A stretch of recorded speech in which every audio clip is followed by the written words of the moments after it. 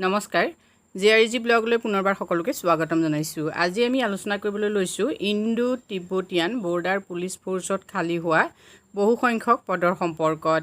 ITBPত খালী হৈছে যথেষ্ট সংখ্যক পদ। এই পদসমূহ কি আৰু পদসমূহৰ বাবে কোনে কোনে আবেদন কৰিব পাৰিব, লগতে যোগ্যতা কি লাগিব সেই সম্পৰ্কে আজি ভিডিঅ'টোত আমি আলোচনা কৰিম। ইতিমধ্যে অনলাইন এপ্লিকেশ্যন আৰম্ভ হৈছে এই পদবিলাকৰ বাবে। পদবোৰ হ'ল ড্ৰাইভাৰৰ, কনষ্টেবল ড্ৰাইভাৰৰ পদ, গ্ৰুপ চিৰ নন গেজেটেড পদ হয় এই পদবিলাক। নেম অফ পোষ্ট হ'ল কনষ্টেবল ড্ৰাইভাৰ। টোটেল ভেকেঞ্চিজ হ'ল 458। ৰিজাৰ্ভেশ্যন ষ্টেটাছ আপোনালোকে চাওক, আনৰিজাৰ্ভৰ বাবে আছে 195, SCৰ বাবে 74, STৰ বাবে আছে 37, OBCৰ বাবে 110, EWSৰ বাবে আছে 42।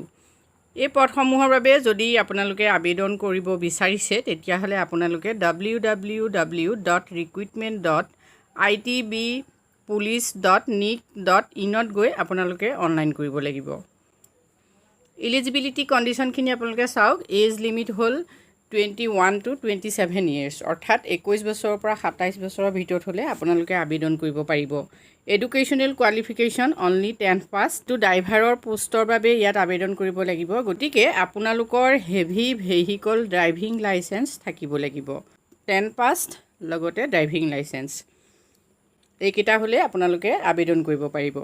এই পদসমূহৰ বাবে এক্সামিনেশ্যন ফিজ হ'ল 100। Schedule caste, schedule tribes and ex ছাৰ্ভিচমেনে এই এক্সামিনেশ্যন ফিজ দিব নালাগে। যিহেতু চিলেকশ্যন প্ৰচেছ ইয়াত আপোনালোকৰ কেইবাটাও থাকিব। প্ৰথমতে আহিব পেট অৰ্থাৎ ফিজিকেল এফিচিয়েঞ্চি টেষ্ট, নেক্সট আহিলে physical standard test PST, next written examination হ'ব, next verification of original documents, next আহিলে practical skill test and detail medical examination, review medical examination etcetera. এইখিনি হ'ল আপোনালোকৰ চিলেকশ্যন প্ৰচেছ। অৰ্থাৎ selection প্ৰচেছটো ইয়াত যথেষ্ট দীঘলীয়া হয়, যিহেতু সকলো আৰ্মি পোষ্টৰ বাবে চিলেকশ্যন প্ৰচেছ প্ৰায় একেই হয়। সেই গতিকে প্ৰথম আপোনালোকৰ কিন্তু ফিজিকেল এফিচিয়েঞ্চি টেষ্ট হ'ব, তাৰপাছত আপোনালোকৰ ফিজিকেল ষ্টেণ্ডাৰ্ড টেষ্ট হ'ব, তাৰপাছত এক্সামিনেশ্যন, তাৰপাছতহে ভেৰিফিকেশ্যন হ'ব।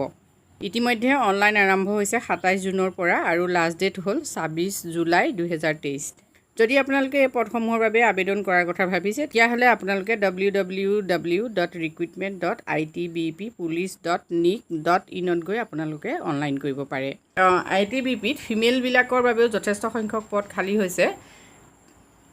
হেড কনষ্টেবল মিডৱাইফ এই পদসমূহ গ্ৰুপ চিৰ পদ হয়। ইয়াত আপোনালোকৰ অনলাইন ইতিমধ্যে 9 জুনৰ পৰা হৈ আছে আৰু লাষ্ট ডেট হ'ল 8 জুলাই। ইয়াত সৰ্বমুঠ পদ হ'ল 81। আনৰিজাৰ্ভৰ বাবে আছে 34, OBCৰ বাবে 22, SCৰ বাবে 12, STৰ বাবে 6, EWSৰ বাবে আছে 7টা। যদি আপোনালোকে এই পদসমূহৰ বাবে আবেদন কৰাৰ কথা ভাবিছে তেতিয়াহ'লে www.recruitment.itbppolice.nic.in গৈ এপ্লাই কৰিব পাৰিব। যিহেতু 8 জুলাই লাষ্ট ডেট হয়, এই পদসমূহৰ পে' মেট্ৰিক্স আপোনালোকে চাই লওক। 25,500 to 81,100, লগতে অন্যান্য এলাউৱেঞ্চ থাকিব। এজ লিমিট হ'ল 18 to 25 years আৰু এডুকেশ্যনেল কোৱালিফিকেশ্যন হ'ল 10th এক্সামিনেশ্যন পাছ, লগতে নাৰ্ছিং কোৰ্চ কৰা হ'ব লাগিব। এতিয়া 8 জুলাই যিহেতু লাষ্ট ডেট, যদি আপোনালোকে এই পদসমূহৰ বাবে আবেদন কৰিম বুলি ভাবিছে তেতিয়াহ'লে অতি সোনকালে আবেদন কৰক।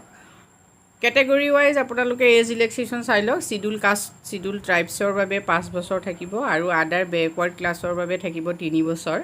এক্স ছাৰ্ভিচমেনৰ বাবে 3 বছৰ আপোনালোকৰ থাকিব। নেক্সট এক্স ছাৰ্ভিচমেন OBCৰ বাবে 6 বছৰ থাকিব। এক্স ছাৰ্ভিচমেন SC STৰ বাবে 8 বছৰ। গভৰ্ণমেণ্ট ছাৰ্ভেণ্টৰ বাবে থাকিব 40 বছৰৰ পৰা, আনৰিজাৰ্ভৰ বাবে 40 বছৰ, OBCৰ বাবে 43 আৰু SC ST কেটেগৰীৰ বাবে 45 years থাকিব। এপ্লিকেশ্যনখনতে হাইট, ৱেইট, চেষ্টৰ সকলোখিনি বিৱৰণ আছে। যদি আপোনালোকে এই পদসমূহৰ বাবে আবেদন কৰাৰ কথা ভাবিছে তেতিয়াহ'লে আপোনালোকে ডেছক্ৰিপশ্যন বক্সৰ লিংকত গৈ সম্পূৰ্ণ তথ্যখিনি চাই ল'ব। আজি ভিডিঅ'টোত আমি আপোনালোকৰ বাবে এইখিনি তথ্য আগবঢ়াইছোঁ। যদি উপকৃত হৈছে কমেণ্ট কৰি জনাব। ধন্যবাদ।